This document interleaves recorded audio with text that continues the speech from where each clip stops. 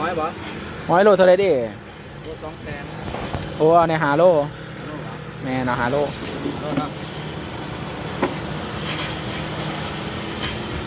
โอ้10 โลเลยล้านหนึ่ง2 ล้านโอ้ยเอาซอยหาโลกัน3 มื้อนี่เงินบาทมันเกินเลยเกินว่านี่โล100,000มื้อนี้โล200,000หาโลล้านหนึ่งได้ว่าอะไรมันเกิดด้วยเด้อ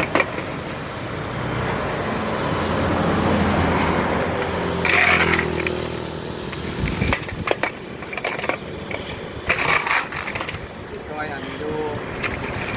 ทางละเกียรไว้เบิ้ง